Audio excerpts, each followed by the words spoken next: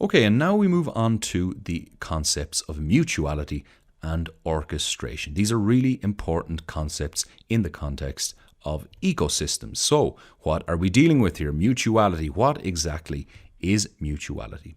Well, here's one abstract definition, and again, don't worry if you don't immediately grasp it. We're going to be applying these and looking at these in action a little bit later on. Well, mutuality can be defined as an advanced level of coordination via formally or informally shared ideals, standards, or objectives. So the idea here basically is to have the ideals, standards, or objectives as the target, and then the coordination is serving those standards, ideals, or objectives. So you have a number of different participants, and they're all coordinating because they share those ideals or standards or objectives, and that's basically what mutuality is all about. What about orchestration then? Well, orchestration is the coordination, organization, and management of complex environments. So that's the key there. It's how you deal with complex environments. You orchestrate in situations where there's a huge number of moving parts. You need to bring them together in a focused and coherent way.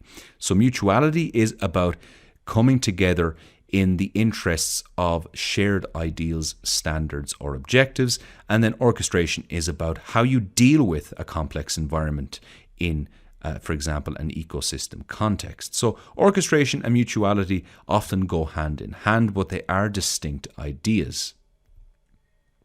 Let's look at some examples now to see mutuality and orchestration in action. I think a really useful example is this Mozilla Developer Network, or MDN web docs. This is a free, entirely free online forum and platform where web developers or people learning about web development can go and they can find out a huge amount about web development. There's glossaries, there's indexes, they've got entire languages, notation, and the ways in which you code and the different kinds of best practices and so on. Lots and lots of really useful information for developers and people who are learning about web development as well. And it's all free. It's an amazing resource, but the question is, well, where did this come from and how is it free and why is it free?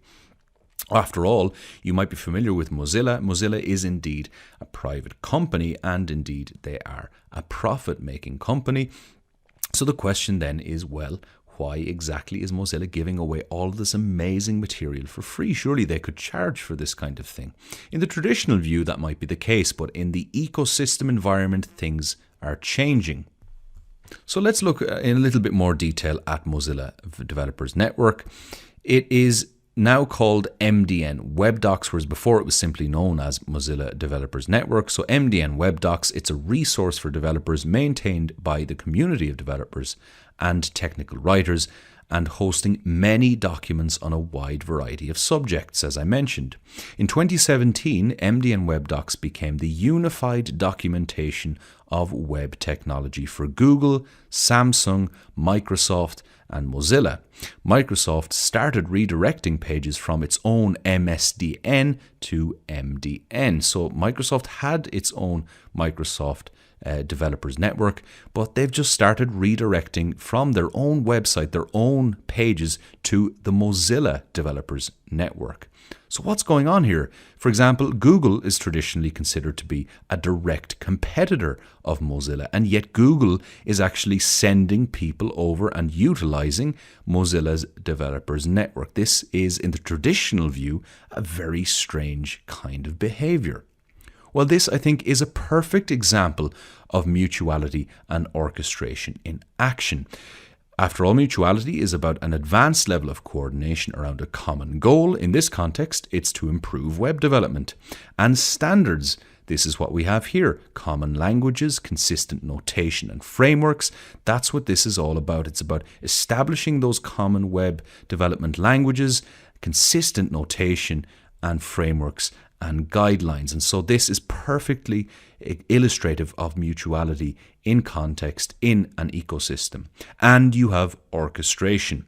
You have several apparent competitors, Google, Microsoft, and Samsung, all voluntarily using and directing users to Mozilla's network in a highly complex and fast-changing environment. So the orchestration really is being done primarily by Mozilla because, of course, they're the ones who are supplying the platform and the network, but others are contributing as well. Google, Microsoft, and Samsung are sending people over to this amazing resource, and then, of course, those people in turn, if they're developers, can contribute. They can make comments, make suggestions, even some of them can make edits to what's actually on the website. It's just an amazing, fascinating, fast-changing environment that is orchestrated by what would have been traditionally considered to be competitors in the old view of the market and of industries.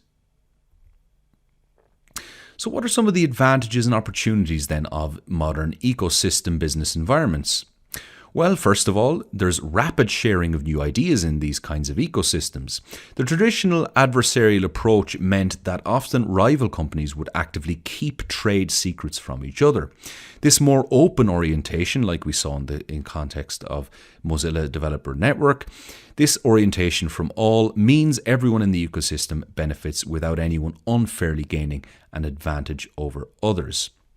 So in the old traditional market view, if you're keeping secrets and keeping ideas away from your competitors and your rivals, things tend to move more slowly, ideas tend to get stuck with particular companies, and there's much more slow evolution in that kind of context. Whereas when you have this kind of more open and collaborative approach, you are going to get quicker emergence of new ideas that are going to be shared more quickly. And in that kind of context, really, when you think about it, everyone stands to gain because, of course, competitors are going to have to evolve more rapidly. They're going to have to look at new ways of adding value. They're going to have to come up with their own new ideas as quickly as they can. And, of course, customers, users, and all other participants within the ecosystem are going to benefit in that context. It's more responsive to changing demand, the ecosystem and the participants within it, with increased collaboration among both rivals and organizations from different sectors. Participants are better placed to gain new information about customers as it arises. And so if you have this kind of open, collaborative attitude, you're going to be much more attentive to changes. You're more attentive to information coming in from places that you may traditionally have ignored or not wanted to accept if you're getting information or even advice from traditionally considered rival organizations. Obviously, if you're open to that, you're going to be much more tuned in to changing consumer and customer and demand conditions. And finally, taking a slightly more cynical perspective here, this is from the perspective of the self-interest of the participants within the ecosystem. Some argue that it actually creates higher barriers to entry for new potential entrants.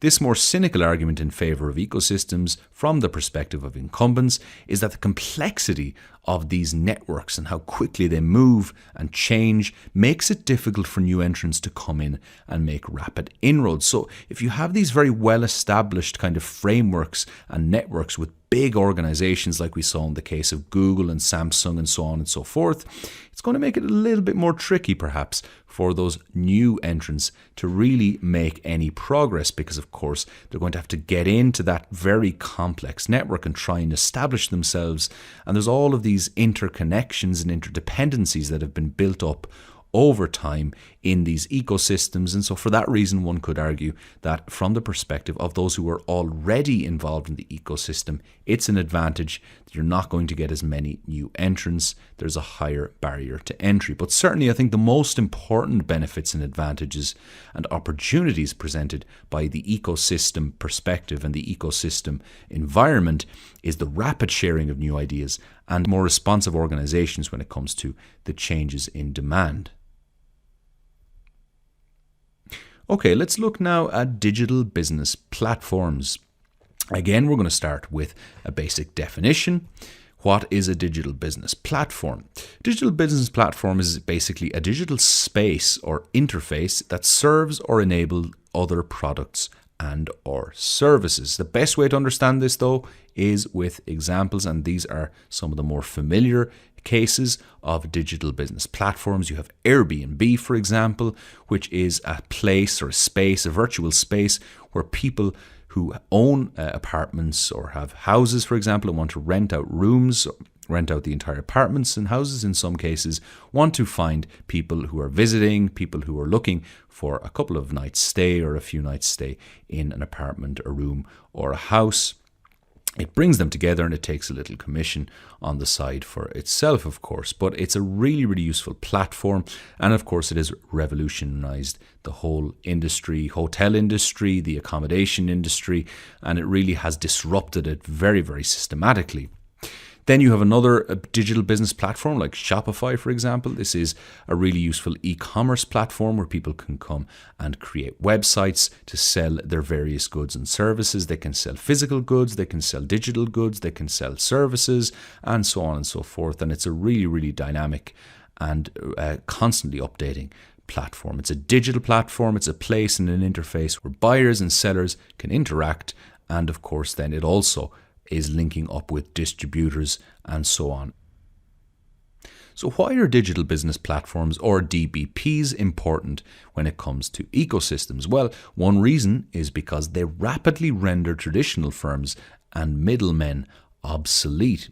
So if you think about the case, for example, of Airbnb, of course, when they came in, they completely disrupted the entire hospitality industry. Hotels in particular were the ones who suffered the most, and so they had to change and adapt very quickly.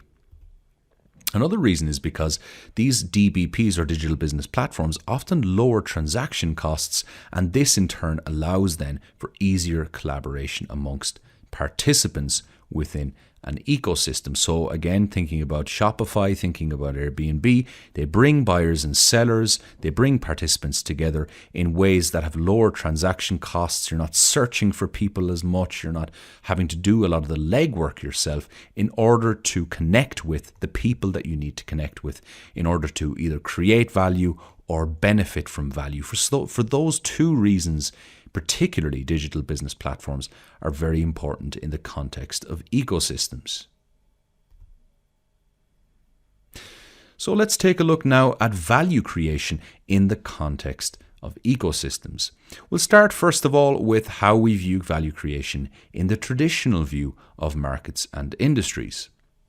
The focus in this context was almost exclusively on the activities performed when producing and delivering products and or services to the end customer. Remember that focus on profits, on returns to shareholders, on the customer. It was all towards that end goal of making a profitable sale to the end customer or consumer.